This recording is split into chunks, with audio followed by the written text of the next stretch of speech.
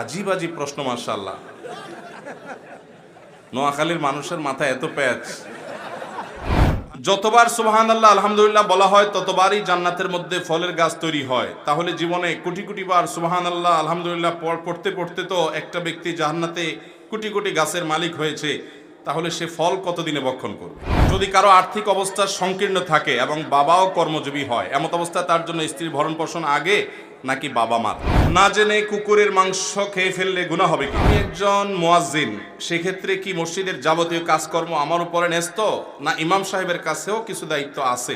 আমার মা আমার শ্বশুর বাড়ি থেকে বিভিন্ন জিনিস যেমন ছাগল, খাট পালং এর দাবি করতেছে, আমি নিষেধ করে আমাকে ধমক দেয়, এখন আমার করণীয় কি? জিন ক্ষতি করতে পারে কিনা? বিবাহের গেট দেওয়া জায়েজ আছে কিনা? সুন্নত বিবাহের পদ্ধতিটা বলেন। বিবাহ বাড়ির মধ্যে বাজনা, গান, অন্য অনুষ্ঠান করা জায়েজ আছে কিনা? আজকাল অনেক বক্তা কীর্তিমতার সাথে কথা বলেন, দর্শক আকর্ষণের জন্য দৃষ্টিকটু অনেক কাজ করেন, অনেকে ঠোঁটে লিপস্টিক পর্যন্ত ব্যবহার করেন। তাদের এসব কাজ কি ইসলামে জায়েজ? যদি কারো আর্থিক অবস্থা সংকীর্ণ থাকে এবং বাবাও কর্মজীবী হয়, এমত অবস্থা তার জন্য স্ত্রীর ভরণ পোষণ আগে নাকি বাবা মার? বাবা মার প্রতি সদাচরণ করা এটা ফরজ, বাবা মার প্রতি আনুগত্য করা এটা ফরজ। কিন্তু যদি এমন হয় বাবা মার চলার মতো ব্যবস্থা আছে, তারা কর্মজীবী, তাদের উপার্জন আছে, তাদের মাস চলে, কিন্তু আপনার স্ত্রীর তার ভরণ পোষণ দেওয়ার মতো উপার্জন শুধু আপনার আছে, তাহলে আপনি স্ত্রীর ভরণ পোষণ দেওয়াটা আপনার জন্য আবশ্যক। মা বাবাকে ভরণ পোষণ দেওয়াটা আপনার আবশ্যক না, যেহেতু তারা তাদের যা আছে তা দিয়ে চলতে পারেন। কিন্তু এর মানে এই না যে আপনি সব শুধু স্ত্রীর জন্য খরচ করবেন, মা বাবার জন্য কিছুই করবেন না। বরং মা বাবার প্রতি আনুগত্যের, এহসানের, আল্লাহ তাদের প্রতি এহসান করতে বলেছেন, তাদের প্রতি এহসান এবং সদাচরণের অংশ হিসাবে হাদিয়া, তোহফা, উপঢৌকন যতটুকু পারেন ওই অল্পের মধ্যে থেকে একটু একটু হলেও নিবেদন করবেন। তবে যদি তারা চলতে পারেন তাহলে সেক্ষেত্রে তাদের ভরণ পোষণ দিয়ে আপনার পড়ার আবশ্যক থাকে না, বরং তখন স্ত্রীর ভরণ পোষণ দেওয়াটা আবশ্যক হবে যদি এরকম ব্যক্তি থাকেন। আর যদি স্ত্রীর ভরণ পোষণ দেওয়ার পরও আপনাকে আল্লাহ তাআলা আরও উদ্বৃত্ত রাখেন, তাহলে অবশ্যই আপনি মা বাবার জন্য সাধ্য অনুযায়ী তাদের ব্যয়ভার বহন করা, তাদের হাদিয়া দেওয়া, তাদের বিভিন্ন রকমের খরচ খরচা বহন করা, সেগুলো আপনার অবশ্যই দায়িত্বের মধ্যে পড়বে যদি আপনার কাছে সেরকম অতিরিক্ত থাকে। অথবা বাবা মার যদি উপার্জন না থাকে, যা আছে তা দিয়ে তাদের চলে না, তাহলে স্ত্রীর ভরণ পোষণ যেমন দিতে হবে, বাবা মার ভরণ পোষণ আপনাকে দিতে হবে। যদি তাদের অন্য কোনো ব্যবস্থা না থাকে তাহলে তাদের ভরণ পোষণের জন্য আপনি সাধ্য অনুযায়ী দিতে হবে। আজকাল অনেক বক্তা কীর্তিমতার সাথে কথা বলেন, দর্শক আকর্ষণের জন্য দৃষ্টিকটু অনেক কাজ করেন, অনেকে ঠোঁটে লিপস্টিক পর্যন্ত ব্যবহার করেন। তাদের এসব কাজ কি ইসলামে জায়েজ? ভাইরা আমার, খুব বিব্রতকর প্রশ্ন এটি। আল্লাহ মাফ করুন, লিপস্টিকের কথা আমিও শুনেছি এবং কিছু কিছু ভিডিওতে খেয়াল করেছি যে মনে হচ্ছে লিপস্টিক টাইপ। ঠোঁটে পুরুষ মানুষ হয়ে লিপস্টিক যদি দেয়, এটা তো হিজড়া। এটা কিসের বক্তা, কিসের আলেম? আবার নবী করিম সাল্লাল্লাহু আলাইহি ওয়াসাল্লাম বলেছেন, লাআনাল্লাহুল মুতাশাব্বিহিনা মিনার রিজালি বিন নিসা, যে মহিলারা, যে পুরুষরা মহিলাদের বেশ ধারণ করে, আল্লাহ লানত তাদের উপরে পতিত হয়। এখন ঠোঁটে লিপস্টিক মারাম লাগানো মানেই সে মহিলা হওয়ার চেষ্টা করছে, আমি তা বলছি না, কিন্তু ইচ্ছাকৃতভাবে এটাকে আপনার, যেহেতু মহিলাদের প্রসাধনী তারাই সচরাচর ব্যবহার করে, সেটা যদি ব্যবহার করেন, টেলিভিশন চ্যানেলগুলোতে অনেক সময় আপনার অনেকে লিপস্টিক দেয়। আমি টেলিভিশনের জীবনে বহুবার গেছি, আমি জীবনে কোনোদিন দেই নাই আলহামদুলিল্লাহ। হয়তো অনেকে ঠোঁট একটু বেশি কালো, তো আল্লাহ তাআলা যেভাবে বানাইছেন সেভাবে থাকবে। তাই বলে পুরুষ হয়ে মহিলাদের বেশ ধারণ করা এটা কোনো ভালো চরিত্র হতে পারে না। আপনার যা আল্লাহ তাআলা দেন নাই সেটা আপনি জাহির করার যে অপচেষ্টা করছেন, বিশেষ করে সেটা যখন মহিলাদের হয় সেটা ধারণ করার চেষ্টা করছেন। যদিও এটা আপনার লিপস্টিক দিলেই সে মহিলাদের বেশ ধারণ করে ফেলছে, আমি হুবহু সেটা বলছি না, কিন্তু জিনিসটা তো মহিলাদের এবং মহিলারাই এটা ব্যবহার করে, অতএব সেটা আপনি ব্যবহার করছেন, এটা তো আপনার সাথে যায় না। মানুষকে আকৃষ্ট করার জন্য বক্তব্য দেওয়া, ভাইরা আমার, এটা তো খুব ভয়াবহ একটা বিষয়। বিশেষ করে কথার মধ্যে কৃত্রিমতা সৃষ্টি করে কথা বলা, আঁকিয়ে বাকিয়ে, চাবিয়ে চাবিয়ে চিবিয়ে, আপনার প্রয়োজন ছাড়া আপনার তাকাল্লুপ করে, কষ্ট করে করে শব্দকে ভেঙে চড়ে, আজকাল এক শ্রেণীর যুবকরা এই সমস্ত কথা বলে, বাংলা বলে না ইংরেজি বলে বোঝার কোনো উপায় নেই। এখন আমরা যদি কেউ এরকম কোনো কথা বলি, এটা অবশ্যই অনুচিত। নবী করিম সাল্লাল্লাহু আলাইহি ওয়াসাল্লাম সহিহ মুসলিম বর্ণিত হাদিসে বলেছেন, হালাকাল মুতানাত্তিউন, যারা কথা বলার সময় এরকম কৃত্রিমতা সৃষ্টি করে কথা বলে এরা ধ্বংস হয়েছে, এদের ধ্বংস অনিবার্য। আল্লাহ আমাদেরকে মাফ করুন। আমরা যেন দিন প্রচার করতে গিয়ে এই সমস্ত হেয়ালিপনা, এই সমস্ত পাগলামো, এই সমস্ত নিচুতা এবং এই সমস্ত ত্রুটিপূর্ণ যেটা ইমানদারের শানে যায় না, সেগুলো যেন আমরা না করি। আল্লাহ আমাদেরকে হেফাজত করুন। ওয়াজ মাহফিলগুলো আলহামদুলিল্লাহ, এগুলো থেকে হাজারো লাখো মানুষের হেদায়েতের মাধ্যম যেমন হচ্ছে, মানুষ যেরকম হেদায়েত পাচ্ছে, উপকার যেমন পাচ্ছে, এর বিপরীতে কিছু কিছু সংখ্যায় কম হোক, কিছু কিছু মানুষ ওয়াজ মাহফিলে এমন কিছু কাজ করছেন যে কাজগুলো আসলে একজন তালিবুল ইলম হিসাবে আমাদের নিজেদেরও বিব্রতকর, অস্বস্তিকর, লজ্জার কারণ হয়। আল্লাহ আমাদের ভাইদেরকে হেদায়েত দান করুন, তাদের সুমতি আল্লাহ তাআলা ফিরিয়ে দিন। ওয়াজ মাহফিলে টাকা পয়সার জন্য দর কষাকষি করা, সেটা আবার চড়া মূল্য, বিশাল অঙ্ক হাঁকিয়ে আবার সেটা চুন থেকে নুন খসলে এটার জন্য ঝগড়াঝাটি করা, এই সমস্ত জিনিসগুলো ইসলামের ইতিহাসে দিন প্রচারের নামে এই যে লিপস্টিক ব্যবহার করা, এই যত রকমের পাগলামো ছাগলামো হেয়ালিপনা আছে, আমার মনে পড়ে না পৃথিবীর ইতিহাসে কোন সমাজে দিন প্রচারের নামে এরকম ছাগলামি এবং পাগলামি কখনো হয়েছে। আল্লাহ আমাদের ভাইদেরকে হেদায়েত দান করুন, আল্লাহ আমাদেরকে হেদায়েত দান করুন। যতবার সুবহানাল্লাহ আলহামদুলিল্লাহ বলা হয় ততবারই জান্নাতের মধ্যে ফলের গাছ তৈরি হয়। তাহলে জীবনে কোটি কোটি বার সুবহানাল্লাহ আলহামদুলিল্লাহ পড়তে পড়তে তো একটা ব্যক্তি জান্নাতে কোটি কোটি গাছের মালিক হয়েছে, তাহলে সে ফল কতদিনে ভক্ষণ করবে? আজীব আজীব প্রশ্ন, মাশাআল্লাহ। নোয়াখালীর মানুষের মাথায় এত প্যাচ। ভাই, আলামুল গায়েবকে আমরা অনেকে আলামুল হাজিরের সাথে তুলনা করি।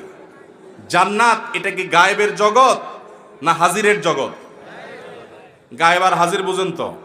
যেটা অদৃশ্য, যেটা আমাদের চোখের আড়ালে, যেটা আমরা দেখি না, সেটা কিসের জগৎ? গায়েবের জগৎ। সেই গায়েবের জগৎ, সেখানে আল্লাহ রাব্বুল আলামিন কি করবেন, কি ধরন হবে, সেটাকে আমাদের এই দৃশ্যমান জগতের সাথে তুলনা করা, এটা অজ্ঞানতা। আলামুল গায়েবের প্রতিটা বিষয় হবে আল্লাহর ইলম অনুযায়ী। আমরা এটাকে দুনিয়ার সাথে যদি তুলনা করি তাহলে ভুল হবে। আপনি দুনিয়াতে কোনো গাছে ফল বেশি হয়ে গেলে সেটা পচে যায়, নষ্ট হয়ে যায়, আপনি সেটা চিন্তা করছেন জান্নাতে হয়তো সেরকম হবে। জান্নাতকে দুনিয়ার সাথে তুলনা করাটাই তো ভুল। জান্নাতে আল্লাহ যা দিবেন দুনিয়ার কোনো কিছুর সাথে তার কোনো তুলনা আছে? নবী করিম সাল্লাল্লাহু আলাইহি সাল্লাম বলেছেন, আল্লাহ তাআলা হাদিসে কুদসিতে বলেছেন, আদাতুল ইবাদিয়াস সালিহিনা মালা আইনুন রাআত ওয়ালা উযনুন সামিআত ওয়ালা খাতার আলা কলবি বাশার। আল্লাহ বলেছেন, আমি আমার নেককার বান্দাদের জন্য জান্নাতে এমন সব নেয়ামত রেখেছি যেই নেয়ামতের অনুরূপ কোন নেয়ামত কোন চোখ কোনোদিন দেখে নাই। তার মানে আমরা যেসব ফল দেখি, জান্নাতের ফল এরকম নামের কথা কোরআন হাদিসে আসলেও ওইটার বৈশিষ্ট্য ধরন এরকম না, সেটা এর চাইতে বহুগুণ উন্নত হবে, যা আমাদের কল্পনারও অতীত। অতএব সেখানে পচে যাবে, গলে যাবে, নষ্ট হবে, এসব চিন্তা করা অমূলক। বরং সেখানে আল্লাহ রাব্বুল আলামিন ফল তো, দুনিয়ার ফল তো মুখে চলে আসে না, ওখান থেকে তো মানুষ যখন যেটা চাইবে তখন তার সেটা নাগালে চলে আসবে। দুনিয়ার ফল খেলে তো মানুষের পেটে অ্যাসিডিটি হয়, অনেক সময় অসুস্থতা হয়, নানান অসুবিধা হয়, সেখানে কোনো অসুবিধা হবে না। বিদায় সেখানে আপনার অগণিত গাছ যদি থাকে, সেগুলোর ফল নষ্ট হওয়ার টেনশন আপনার করার দরকার নাই। আর আপনি চিন্তা করছেন সেগুলো আমি খেয়ে কবে শেষ করব। দুনিয়াতে যেরকম খেলে হজম হতে অনেক সময় লাগে, একটু বেশি খেয়ে ফেলছেন দুপুরে, রাত্রে আর খাইতে পারেন না, আখিরাতে আল্লাহ তাআলা খাওয়ার পর রেকর্ড দিবেন, সব ক্লিয়ার হয়ে যাবে। এবং দুনিয়াতে আপনি 50-60 বছর থাকেন, চিন্তা করেন একটা গাছ যদি 2-4-10 মণ আম দেয় যথেষ্ট, আর কত? আখিরাতের যাত্রা তো শুরু হবে, তার কোনো শেষ হবে না। হাজার হাজার lakh lakh crore crore billion billion trillion trillion বছর, অগণিত সময় পর্যন্ত আপনি সেখানে থাকবেন। অতএব আখিরাতের নেয়ামতের কোনটার ধরন কি হবে না হবে, ওইটার সাথে দুনিয়ার কম্পেয়ার করা ভুল। অনেকে প্রশ্ন করেন যে ভাই, আল্লাহ জান্নাতে যা চাইবেন তা দিবেন, তো আমি যদি আল্লাহর কাছে বলি জান্নাতে আল্লাহ আমার বিড়ি খেতে মনে চাইছে, আল্লাহ কি দিবে? তো আমি বলি ভাই, এরকম কুরুচিপূর্ণ মানুষটা জান্নাতে যাওয়ার কথা না। আর যদি যায়ও, তার এই কুরুচিটা থাকবে না।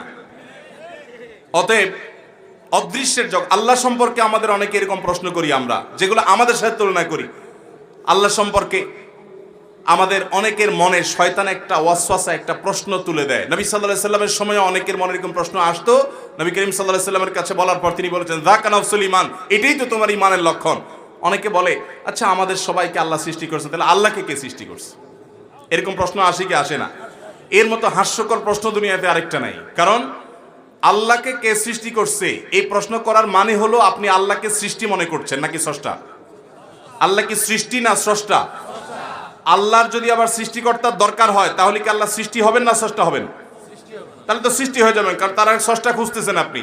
তো আল্লাহ তো স্রষ্টা, আল্লাহ তো সৃষ্টি না, তার আবার সৃষ্টিকর্তা কোত্থেকে আসবে? যার স্রষ্টার প্রয়োজন হয় সে সৃষ্টি হয়। আল্লাহ যদি যদি আপনি আবার স্রষ্টার কল্পনা করেন তাহলে সেক্ষেত্রে আল্লাহকে তো আপনি খালেক মানলেন না, তিনি তো স্রষ্টা হলেন না। সবাই যদি সৃষ্টি হয় তাহলে স্রষ্টা হবে কে? আল্লাহ তাআলা আমাদেরকে এই সমস্ত অমূলক প্রশ্ন, শয়তান যেগুলো আমাদের মনের ভিতরে সন্দেহের দানা তৈরি করার জন্য সৃষ্টি করে, সেগুলো থেকে আল্লাহ তাআলা আমাদেরকে পানাহ দান করুন। এই জাতীয় বাজে প্রশ্ন, বিশেষ করে যেগুলো অমূলক এবং কুফরি, আল্লাহর সম্পর্কে বাজে চিন্তা, সম্প্রতি এরকম প্রশ্ন শত শত আসছে আমাদের কাছে যে আল্লাহর সম্পর্কে বাজে চিন্তা হয়। আল্লাহ সম্পর্কে বাজে চিন্তা হওয়া লক্ষণ ভালো, এর মানে আপনার মধ্যে ঈমান আছে। শয়তান সেটা আপনার থেকে হরণ করার চেষ্টা করছে। যে ঘরে সম্পদ থাকে ওখানেই চোর যায়। এই জন্য আল্লাহর কাছে শুকর আদায় করবেন আর আউযু বিল্লাহি মিনাশ শাইতানির রাজিম পড়বেন। বাম দিকে প্রতীকী থুতু নিক্ষেপ করবেন 3 বার। আল্লাহ তাআলা ইনশাআল্লাহ শয়তানের ওয়াসওয়াসা থেকে পানাহ দিবেন। আল্লাহুম্মা ইন্নী আউযু বিকা মিন ওয়াসাওয়াসিক, আল্লাহুম্মা জাআল ওয়াসাওয়াসা কলবি খাশিয়াতাক। আল্লাহ আমার মনের বাজে জল্পনা কল্পনাকে আপনার ভয় দিয়ে পরিপূর্ণ করে দিন। দোয়া পড়বেন। না জেনে কুকুরের মাংস খেয়ে ফেললে গুনাহ হবে কিনা? না জেনে যদি কোনো হারাম গোশত আমরা খেয়ে ফেলি বা কোনো হারাম খাবার খেয়ে ফেলি, না জেনে খেয়ে ফেলেছি, তো আল্লাহ তাআলা মাফ করবেন। কারণ না জেনে ভুলে যদি বান্দা কোনো কিছু করে ফেলে আল্লাহ তাআলা সেটার জন্য পাকড়াও করেন না। নবী করিম সাল্লাল্লাহু আলাইহি ওয়াসাল্লাম হাদিসও আছে, কোরআন কারীমে আল্লাহ রাব্বুল আলামিন আমাদেরকে দোয়া শিক্ষা দিয়েছেন, রব্বানা লা তুআখিরনা ইন নাসিনা। আল্লাহ আমরা যদি ভুলে যাই তাহলে আপনি আমাদেরকে পাকড়াও করবেন না।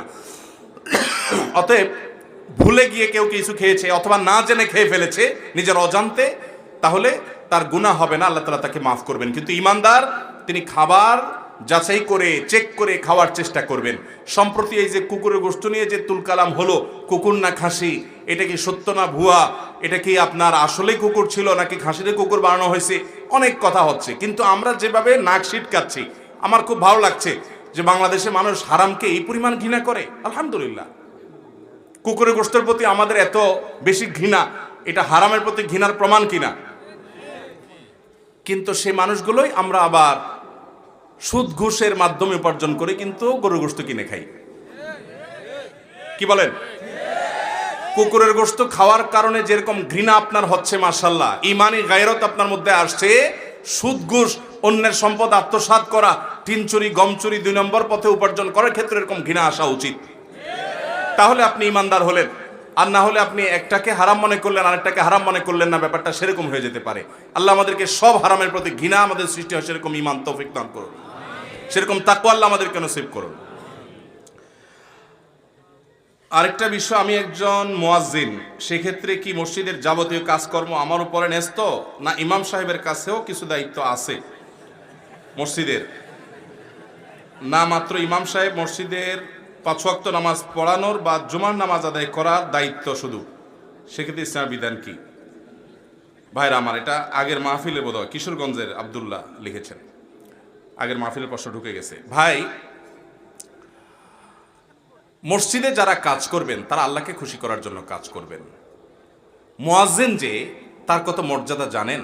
নবী করিম সাল্লাল্লাহু আলাইহি ওয়াসাল্লাম বলেছেন, কিয়ামতের ময়দানে তার ঘাড় থাকবে সবচেয়ে উঁচা। ঘাড় উঁচা থাকবে মানে হলো, একটা মানুষ যদি 3 হাতের, ঘাড়টা যদি 2 হাতের হয় দেখতে খারাপ দেখা যাবে, ওইটা না।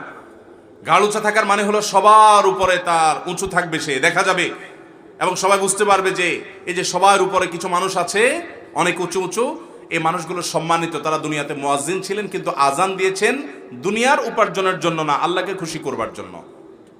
এই জন্য ভাইরা আমার, মসজিদের মুয়াজ্জিন হোক, খাদেম হোক, ইমাম হোক, খতিব হোক, সভাপতি হোক, সেক্রেটারি হোক, মসজিদের মুসল্লি হোক, সবার চেষ্টা থাকবে আমি আল্লাহর ঘরের খেদমত করব। খেদমতের মানসিকতা থাকতে হবে। ইমাম সাহেবেরও সে মানসিকতা থাকা উচিত। অনেক ইমাম সাহেব আজান দিতে চান না, এটা তাদের প্রেস্টিজ ইস্যু মনে করেন। এই ইমাম সাহেবের ভিতরে জাহালত আছে। আজান দিতে যদি পারেন, মুয়াজ্জিন নাই, কখনো সুযোগ পান, আজান দিলে কি ইমাম সাহেবের জাত চলে যাবে? তাহলে বোঝা গেল এই ইমামের ভিতরে কোরআন এবং হাদিসের ইলমের ঘাটতি আছে, তাকওয়ার ঘাটতি আছে। ইমাম সাহেব মুয়াজ্জিন সাহেবের সহযোগিতা করতে তার কার্পণ্য হওয়া উচিত নয়।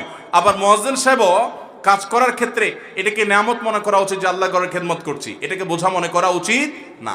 এখন কথা হলো কার কোনটা দায়িত্ব, সেটা নির্ভর করবে যে নিয়োগের সময় কার কোনটা দায়িত্ব বন্টন হয়েছে, চুক্তি কিভাবে হয়েছে। মুয়াজ্জিন সাহেবকে যে যে কাজের দায়িত্ব দেওয়া হয়েছে সেই কাজগুলো তার দায়িত্বে পড়বে, ইমাম সাহেবকে যে যে কাজের দায়িত্ব দেওয়া হয়েছে সেগুলো তার দায়িত্বের মধ্যে পড়বে। দায়িত্বের বাইরে গিয়েও যদি তিনি আরো নফলান নিজের পক্ষ থেকে কিছু করার চেষ্টা করেন তাহলে সেটা প্রশংসনীয়। একই কথা মুয়াজ্জিন সাহেবের জন্য প্রযোজ্য, যে মুয়াজ্জিন সাহেব যদি কাদেম সাহেবের কাজ করা তার দায়িত্ব না, তারপরও তিনি করেন, আবার দেখা যাচ্ছে যে মসজিদের অন্য আরেকটা খেদমত করা তার দায়িত্বের বাইরে, সেটাও তিনি করার চেষ্টা করেন, তাহলে এর মাধ্যমে তিনি সওয়াব লাভ করবেন। মসজিদ কমিটির সদস্য যারা, তাদের জন্য এটা আরো বেশি প্রযোজ্য, তারা অনেক বেশি মসজিদের খেদমত করা উচিত। কিন্তু আমরা মনে করি আমরা নেতা, মসজিদ কমিটির লোকরা নিজেদেরকে কি মনে করে? নেতা মনে করে। নেতা না তো, আপনারা খাদেম, ওনারাও খাদেম, ওনারা বেতন নিচ্ছেন, আপনি নিচ্ছেন না, পার্থক্য এটুকু, উনি বেতন নেয়ার কারণে উনি একেবারে কর্মচারী হয়ে গেছে আর আপনি আল্লাহর ঘরে খাদেম হয়ে গেছেন, ব্যাপারটা সেরকম না। আমরা সবাই আল্লাহর ঘরে খাদেম। ইমাম মুয়াজ্জিনরা যে বেতন নেয় সেটা কি কমিটির লোকে দেয়? ওই টাকাটা কে দেয়? কমিটির লোক বাহ্যিকভাবে দিচ্ছে, সাধারণ মানুষ দিচ্ছে বাহ্যিকভাবে, আসলে এটা আল্লাহর টাকা। এই টাকাটা কার? মানুষ দান করেছে কাকে? আল্লাহর টাকাটা কমিটির লোকজন শুধু আল্লাহর নির্দেশ অনুযায়ী বন্টন করেছে মাত্র, তাহলে টাকাটা আল্লাহ, আপনার নিজের টাকা দেন নাই। ইভেন আপনি টাকা দিয়েছেন মসজিদে প্রতি মাসে 20,000, ওই টাকাটাই যদি ইমাম সাহেবকে দেন তাহলে 20,000 টাকা আপনার টাকা ইমাম সাহেবকে দেওয়া হয় না, আপনি দিয়েছেন আল্লাহকে, আল্লাহর টাকাটা ইমাম সাহেব পেয়েছে, বিধায় আপনার কোনো এখানে খবরদারি জাহির করা উচিত না। আল্লাহ আমাদের মসজিদ কমিটির ভাইদেরকে হেদায়েত দান করুন। আল্লাহর ঘরে খেদমত করতে এসে যেন মাস্তানি ভাব না নেই আমরা, সেই চেষ্টা আমাদের করতে হবে, ঠিক আছে না ইনশাআল্লাহ? আমি আজ থেকে প্রায় 12-14 বছর আরো আগে মিরপুরে যখন এক মসজিদে আমি নামাজ পড়াতাম, এখন মনোমার কুব্বাদি সাহেব আছেন, ওনাকে আমি রেখে গেছি সৌদি আরবে। তো ওই মসজিদে যে কোনো একজন প্রভাবশালী ব্যক্তি কমিটি মিটিং শেষে আমাকে বলছে, হুজুর এদিকে আসে, এটা দোয়া করে দেন। তাই বললাম যে আপনি মসজিদ কমিটির নেতা হয়েছেন, সভাপতি হয়েছেন, মসজিদের মজলিসে বসছেন, বসতে উঠার দোয়া আছে সেটা জানেন না? ওনার খুব ইজ্জত লেগে গেছে, উনি খুব লাফালাফি করে চলে যাচ্ছিল। আমি বললাম চলে যান আপনি, এটা একটা একটা করে ঘোষণা পড়ে যাবে, আল্লাহর ঘর আপনার মুখাপেক্ষী না। আপনি একজন আলিমকে কোনো কথা বলার জন্য যে লেহাজ, যে আদব থাকা উচিত, সে আদব আপনার মধ্যে নাই, আপনি আল্লাহর ঘরে খেদমতের উপযুক্তই না। অতএব আল্লাহর ঘরে খেদমত যারা করবেন আল্লাহ তাদেরকে বা আদব হওয়ার তৌফিক দান করুন, ওলামাদের ইজ্জত করার তৌফিক দান করুন। অনেক কপাল পোড়া আছে মসজিদের খেদমত করতে এসে আরো গুনাহগার হয়, আরো বেয়াদবি করে ওলামাদের সাথে। আল্লাহ তাআলা সেসব ভাইদেরকে হেদায়েত দান করুন। আমার মা আমার শ্বশুর বাড়ি থেকে বিভিন্ন জিনিস যেমন ছাগল, খাট পালং এর দাবি করতেছে, আমি নিষেধ করে আমাকে ধমক দেয়, এখন আমার করণীয় কি? আপনাকে যদি আপনার মা ধমক দেয় তাহলে বুদ্ধি হলো আপনার বোনের শাশুড়িকে, শ্বশুরকে আপনি গিয়ে উস্কে দিবেন। আপনি তো মাসালা জানতে চান না, বুদ্ধি জানতে চাইছেন, তো বুদ্ধি দিলাম, আপনি আপনার বোনের শ্বশুর শাশুড়িকে গিয়ে উস্কে দিবেন যে আপনারা এখনই যান, একটু চাপ দেন। যদি তাদেরকে বুঝায় নিতে পারেন, সত্যি তাদের দিয়ে চাপ দেওয়াইতে পারেন, তাহলে আপনার মা আশা করি সোজা হয়ে যাবে ইনশাআল্লাহ। কারণ সব সময় মাসআলাতে মানুষকে সংশোধন করা যায় না, অনেক সময় একটু কৌশলী হতে হয়। কোনো মা কোনো বাবা তারা যদি সন্তানকে যৌতুক নেওয়ার জন্য জোর করে, তারপরও সন্তান যৌতুক নেওয়া তার জন্য জায়েজ নাই, হারাম। লা তাআতা লি মাখলুকিন ফি মাসিয়াতিল খালিক। মা বাবা কেন, কারোর নির্দেশ মানতে গিয়ে আল্লাহর অবাধ্য হওয়া যাবে? আল্লাহ আমাদেরকে হারাম থেকে বেঁচে থাকার তৌফিক দান করুন। যৌতুক খাওয়া হালাল না হারাম? আমাদের দেশে যৌতুক কি অল্প স্বল্প আছে না অনেক? আপনাদের এলাকায় আছে? এই মজলিসে এমন কোন লোক আছেন যে ইমিডিয়েট গত 1 বছরের মধ্যে বিয়ে করেছেন একটি সুতার যৌতুক নেওয়া ছাড়া? সুবহানাল্লাহ, অনেক লোক আছে দেখা যায়। এলাকার না দূরের? দাঁড়ান দেখি, ভেরিফিকেশন করা যাবে কিভাবে? আর ছোট ভাই তো আপনার পক্ষে বলবো, শ্বশুরবাড়ির কেউ আছে? তাইলে বললো কি কোনো যৌতুক নেন নাই? এলাকার অনেকে আছে, এই সাক্ষী ভাই যৌতুক নেয় নাই।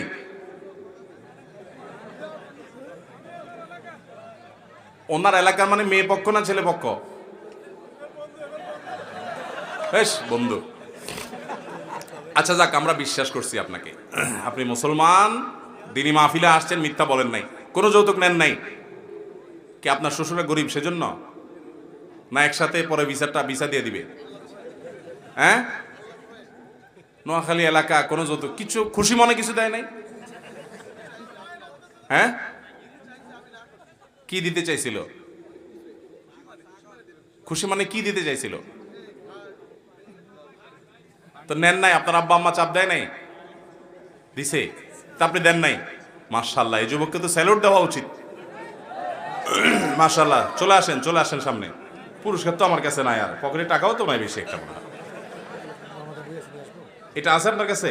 আচ্ছা, তাহলে আপনি নিয়ে আসেন, এটা দিই ওনাকে। আপনি নিয়ে আসেন, আপনার কাছে কয়েকটা আছে, নিয়ে আসেন। মাশাআল্লাহ মাশাআল্লাহ, ওই ভাই দাঁড়াইছেন, আপনি আলেম মানুষ মনে হয়।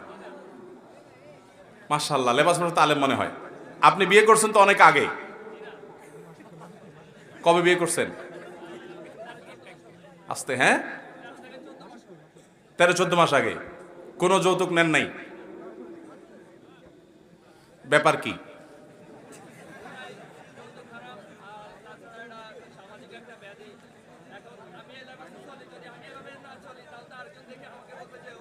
মাশাআল্লাহ মাশাআল্লাহ, এই ভাইও যৌতুক ছাড়া বিয়ে করেছেন বলছেন। আপনার শ্বশুর পক্ষের কেউ আছে এখানে?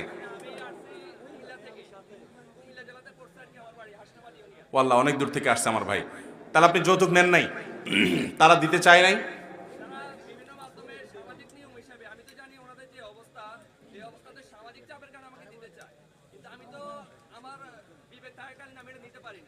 এই জন্য আপনি নেন নাই? মাশাআল্লাহ মাশাআল্লাহ, চলে আসেন মারহাবা, মাশাআল্লাহ।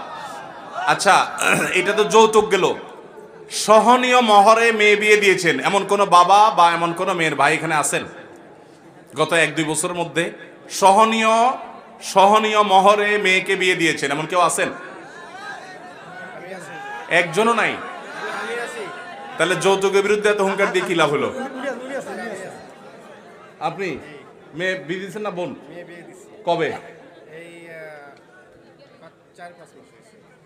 মোহর কত ধরছেন? মাশাআল্লাহ, 1,05,000 টাকা বিয়ে হয় নাকি আজকাল? এ ভাই তার মেয়েকে 1,05,000 টাকা বিয়ে দিয়েছেন। আল্লাহ তাআলা তার মেয়েকে সুখী করুন, বলুন আমিন। আল্লাহ তাআলা তাই এই দম্পতিকে আল্লাহ শান্তি দান করুন, সম্প্রীতি দান করুন, এবং তাদের জীবন আল্লাহ তাআলা বারাকা দান করুন। মাশাআল্লাহ। তো আপনি এত কমে রাজি হয়েছেন কেন? ব্যাপার কি?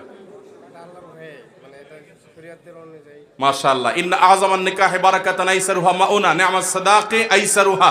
নবী করিম সাল্লাল্লাহু আলাইহি সাল্লাম বলেছেন, সবচাইতে উত্তম মোহর হলো যেটা আইসারুহু, যেটা সবচাইতে সহজ হয়, সহনীয় হয়। মেয়ের বাবারা মোহর 30 লাখ, 40 লাখ, 10 লাখ হাঁকবেন না। বিবাহকে সহজ করেন। যুবকগুলো বিয়ে করতে চায়, চরিত্র হেফাজত করতে চায়, কিন্তু আপনাদের এরকম ফিগারের কারণে বিয়ে করার সাহস পায় না। যদিও যুবকরাও সব ফাঁকিবাজ, মোহর দেয় না। আচ্ছা, এবার আসেন, এমন কোন যুবক আছেন গত 1 বছরের মধ্যে বিয়ে করেছেন আর শতভাগ মোহর পরিশোধ করে দিয়েছেন? আছেন কেউ?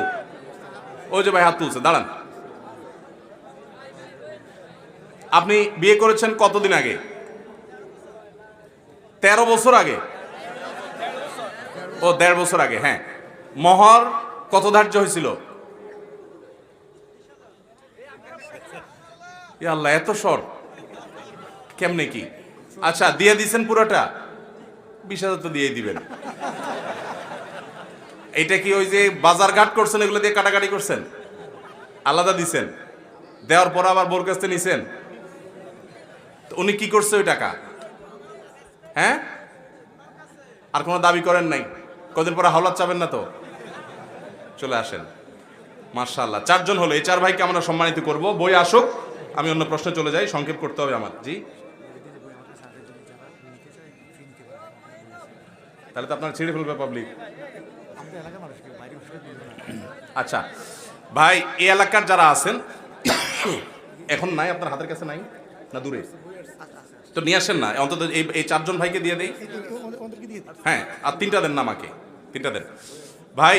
রমাদান প্ল্যানার এই বইটা ভাই 300 পিস নিয়ে আসছেন ঢাকা থেকে। আপনারা যারা এই এলাকার মানুষ, ওনার এই মাহফিলের আশপাশের মানুষ, ওনার সাথে যোগাযোগ করে যারা এই মসজিদে সালাত আদায় করেন, নামাজ পড়েন, তারা ওনার কাছ থেকে বই নেবেন এবং 30 দিনে 30টা আয়াত, 30টা হাদিস, 30টা দোয়া অন্তত মুখস্থ করার চেষ্টা করবেন এবং আমলের আগ্রহ নিজের মধ্যে বৃদ্ধি করবেন ইনশাআল্লাহ বিদিনিল্লাহ। আসেন ভাই, আপনি প্রথম না? মাশাআল্লাহ মাশাআল্লাহ, জাযাকুমুল্লাহ খাইর। যৌতুক ছাড়া বিয়ে করছেন? মাশাআল্লাহ মাশাআল্লাহ, আল্লাহ তাআলা তৌফিক দান করুন। বসে আছেন হুজুর আরাম করে, আপনি হুজুরে কষ্ট দিবেন? কই মেয়ের বাবা কই? আপনারা তো অনেক পুরস্কার দিতে মন চাচ্ছে আমার, আজকে আমার পকেটে টাকা নাই, পকেটে টাকা থাকলে আমি দেই সব সময়। মাশাআল্লাহ, না থাক, আপনার থেকে টাকা হলাতে পুরস্কার নিলে কেমন হবে? মাশাআল্লাহ, আল্লাহ আমাদের সবাইকে আমল করার তৌফিক দান করুন। ভাই ফজিলাতুল শেখ আলী হাসান ওসামা হাফিজাহুল্লাহ, ওনাকে বসায় রেখে আর উত্তর দেওয়া আমার কাছে খুব ভালো লাগছে না।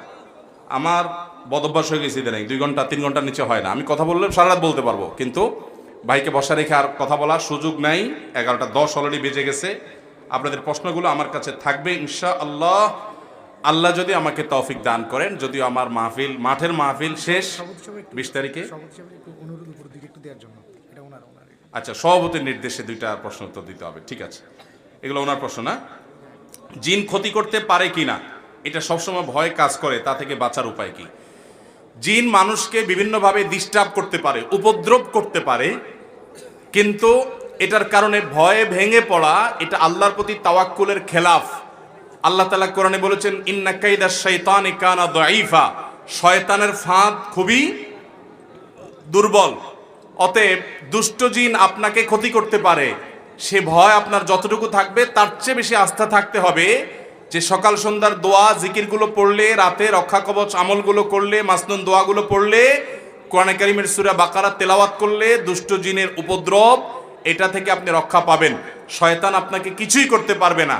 আল্লাহ রাব্বুল আলামিনের এই আয়াতগুলো এবং এই আজকারে মাসনুনাগুলো পড়লে আপনাকে আল্লাহ তাআলা হেফাজতে রাখবেন। বিসমিল্লাহিল্লাযী লা ইয়াদুররু মা ইসমিহি শাইউন ফিল আরদি ওয়ালা ফিস সামা ওয়া হুয়াস সামিউল আলিম, সকাল সন্ধ্যা 3 বার। হাসবি আল্লাহু লা ইলাহা ইল্লাহু আলাইহি তাওয়াক্কালতু ওয়া রাব্বুল আরশিল আযীম, সকাল সন্ধ্যা 7 বার। তারপর আয়াতুল কুরসি, তারপর 3 কুল, সূরা ইখলাস, সূরা ফালাক, সূরা নাস 3 বার সকালে, 3 বার সন্ধ্যায়, আবার রাতে শোয়ার সময় 3 বার পড়ে হাতে ফু দিয়ে পুরো শরীর মোছা। ঘরে ঢুকতে বিসমিল্লাহ বলে ঢুকা, বের হওয়ার সময় বিসমিল্লাহ বলে বের হওয়া। বাথরুমে ঢুকতে অবশ্যই দোয়া পড়া, কারণ দুষ্টজিন থাকে সেখানে। বাথরুমের দরজা আটকানো, পেশাব, বাসায় পেশাবের দুর্গন্ধ হয় এরকম ভাবে পেশাব না রাখা, ময়লা আবর্জনা কাঁটা ইত্যাদি এগুলো শয়তানের খাবার, জিনদের খাবার থাকে, এগুলো যত দ্রুত সম্ভব বাসা থেকে বাহির করে দেওয়া। এবং বাসায় ঢুকতে বিসমিল্লাহ বলে ঢুকলে শয়তান সাথে ঢুকতে পারে না। এই সমস্ত আমলগুলো যখন বেশি বেশি করব আল্লাহ হেফাজতে রাখবেন ইনশাআল্লাহ। শয়তানের প্রতি ভয়ের চাইতে আল্লাহর প্রতি আস্থা অনেক বেশি থাকতে হবে। এরপরে প্রশ্ন হলো, বিবাহের গেট দেওয়া জায়েজ আছে কিনা? সুন্নত বিবাহের পদ্ধতিটা বলেন। বিবাহ বাড়ির মধ্যে বাজনা, গান, অন্য অনুষ্ঠান করা জায়েজ আছে কিনা? অনেকগুলো প্রশ্ন একসাথে করে ফেলছেন। শেষ করি। ভাই আসছেন ইনশাআল্লাহ, কথা বলবেন। ভাইরা আমার অনেকগুলো করছেন, সর্বশেষটা নিয়ে বলি। বিয়ে হয় আর গান বাজনা হয় না, এরকম ঘটনা বাংলাদেশে এখন খুব বেশি হয় না কম হয়? এখন এই যে বিয়ে শাদীতে দাম্পত্য জীবনে সুখ শান্তি খুব একটা দেখা যায় না। বিয়ে শাদীতে দেখা যায় যে বরকত নাই, বরকতহীন বিয়ে, বিয়ে হতে দেরি, বিয়ে ভাঙতে দেরি নাই। এই যে দুরবস্থা, এই দুরবস্থার অন্যতম কারণ হলো বিয়ের মজলিস থেকে শুরু করে বিয়ের আনুষ্ঠানিকতাতে প্রচুর পরিমাণ হারাম কাজ আমরা করি। যে কাজে হারাম হয় সেখানে আরাম থাকতে, যে কাজে হারাম হয় সেখানে শান্তি থাকতে। এই জন্য যুবকরা আপনার বিয়েতে কোনো ব্যান্ড পার্টি, কোনো ডিজে পার্টি এনে বাজাবেন না। আল্লাহর জমিনে সবচেয়ে বড় অসভ্যতাগুলোর ভিতরে একটা হলো এইটা, যে আপনার ফুর্তির চোটে আপনি ডেক সেট এনে দুমদাড়াক্কা গানের আওয়াজে পুরো এলাকার মানুষকে অতিষ্ঠ করে ফেলবেন। সবার বদদোয়া আপনার বিয়ের জন্য আসবে, আপনার বিয়ের প্রতি আসবে, সেই বিয়েতে কখনো বরকত আসতে পারে না। আপনার গান শুনতে মনে চাইছে, হেডফোন দিয়ে গান শুনতে শুনতে আপনি জাহান্নামে চলে যান, হারামে লিপ্ত হন, সেটা আপনার ব্যাপার। কিন্তু আপনার গান শুনতে আমাকে, আশপাশের সব মানুষকে বাধ্য করতে আপনি পারেন না। এটা বর্বরতা, এটা অসভ্যতা। যুবকরা আমাদের বিয়েতে এরকম অযৌক্তিক কোনো কর্মকাণ্ড যেন না হয়, ওয়াদা করতে হবে, ঠিক আছে তো ইনশাআল্লাহ? আমরা আমাদের বিয়েতে কোনো গান বাজনা করতে দিব না। অনেক যুবকরা আছে বলে, হুজুর আমি তো করতে চাই না, ভাগিনা ভাগ্নিরা চায়, ভাতিজা ভাতিরা চায়, ছোট বাচ্চারা চায়। এই সমস্ত অজুহাত দিয়ে কোনোভাবে গুনাহ করা যাবে, বন্ধু বান্ধবের মুখের দিকে তাকায়ও হারাম করা যাবে না। আল্লাহ আমাদেরকে সর্বাবস্থা সকল হারামকে বর্জন করার মতো ইমানের শক্তি এবং তাকত দান করুন। সবাই বেঁচে থাকার চেষ্টা করবো তো ইনশাআল্লাহ। জাযাকুমুল্লাহ খাইর। ভাইরা আমার, আজকের প্রধান আকর্ষণ শেখ আলী হাসান ওসামা হাফিজাহুল্লাহ কথা বলবেন, গুরুত্বপূর্ণ বক্তব্য রাখবেন। আমাকে 11:15 টাইম দেওয়া হয়েছে, বরাবর 11:15 আমি শেষ করছি, 1 মিনিটও বেশি নেই যে কাগজ দেওয়া হয়েছে। প্রতিটা মিনিট অনুযায়ী আমি আমল করার চেষ্টা করেছি, ওই টাইমটা ঠিক রাখা আর কি। আল্লাহ তাআলা আমাকে আপনাকে আমাদের সবাইকে উপকারী কথাগুলো অনুযায়ী আমল করার তৌফিক দান।